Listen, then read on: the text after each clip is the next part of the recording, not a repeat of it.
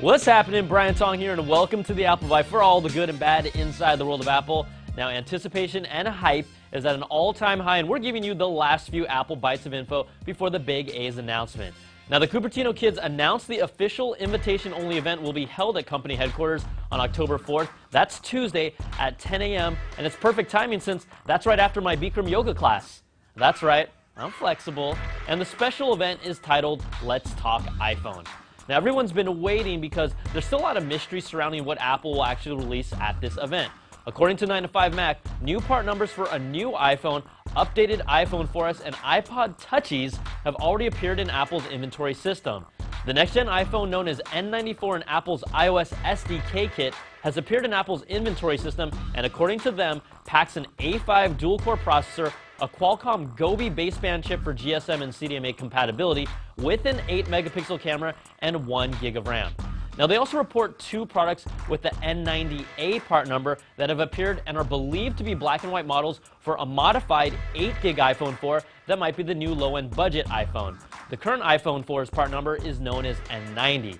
Now, three iPod Touch models with part numbers N81A have appeared, and they're believed to be the rumored white iPod Touches, since N81 represents the current black iPod Touch, and that could point to just a cosmetic change with the same 8, 32, and 64 gig options alongside the current black ones. So when can we expect the official launch so we can gather our lawn chairs and blankies and wait in long lines for over 10 hours without a bathroom break? Well, according to Boy Genius Report, AT&T employees have been blocked from taking any vacations during the first 2 weeks of October. Earlier this month, it was reported Sprint was doing the same. At the time of the show, the launch date is still up in the air, and none of my retail contacts have been notified of any official blackout period. Now, as we get closer, what other features might we expect in the next iPhone? According to Mako Takara, a China Unicom rep told onlookers during a keynote at Macworld Asia 2011 that the iPhone 5 will have HSPA Plus capabilities for faster high-speed data. Now, he also included this slide just to make sure people were paying attention. China Unicom was the first carrier to have the iPhone 4, so you've got to be wondering what that guy was smoking to publicly announce that. Probably the same thing that AT&T in the US has been smoking since they've been marketing HSPA Plus as 4G all this time. Now, other revelations from 9to5Mac point to the biggest new feature in the next-gen iPhone called Assistant. It's the next evolution of voice control and based on their acquisition of the Siri Assistant. Now, it's all voice-controlled, and it will allow you to make appointments that are instantly added to your calendar, compose voice-to-text messages, and create reminders for buying that rash ointment you forgot about. Still itchy. Now, the assistant will also be able to ask you questions for more details, just like a conversation, and if this is true, I won't need friends anymore. Now, we'll find out about the real facts on October 4th, but let's just tease you a little bit with what it might look like. The team at Ben MAT decided to do what no one else would and built a prototype iPhone 5 based on the CAD designs, case leaks, and mock-ups of the rumored, and let me remind you, non-existent iPhone 5. Now, look at how dramatically he reveals it. Dude, stop staring at me like that. And I'm still impressed, but awkwardly blown away by watching an Asian guy really fluent in German. Und von dem iPhone-Channel Ben M auf giga.de. Now, the prototype was machined from a solid block of aluminum and treated with glass pearls. It even features the teardrop design, and honestly, that looks real nice, but I might as well have made a Loch Ness Monster out of a sandwich. And if you're wondering, do people really care about this phone? All this hype, are people really going to make the switch?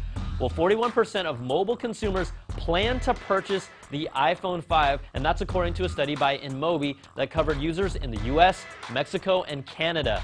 In addition to that, 52% of BlackBerry users plan to switch to iPhone, 51% of current iPhone users plan to upgrade to the 5 for their next purchase, and 27% of Android users would join the side of the computer fruit company. Now, also, 50% of all those people surveyed are planning to upgrade within the next 6 months, and those numbers are scary. But it's Apple that might be a little scared after Amazon rocked the tech world with their Kindle Fire announcement that's sure to change the tablet game. The Kindle Fire is a 7-inch LCD screen tablet that's based on the RIM Playbooks design. It will run Amazon's own custom UI on top of Android. There's no webcam or microphone or 3G, but you know what? It doesn't matter because it's $199.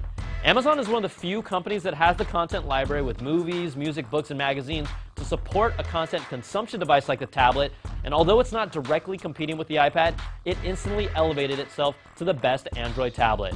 And what's the general consumer going to do this holiday season when they look at an iPad for $499 or a Kindle Fire for $199? It will be a very interesting holiday to see how it plays out, but kudos to Kindle, and it'll only get more interesting when they release future hardware and a larger tablet. All right, that's going to do it for this week's show, but we'll find out all the new goodies Apple is dropping on us on next week's show. Email us at theapplebite@cnet.com with your reactions to Apple's announcements. I'm Brian Tong. We'll catch you guys next time for another bite of the Apple.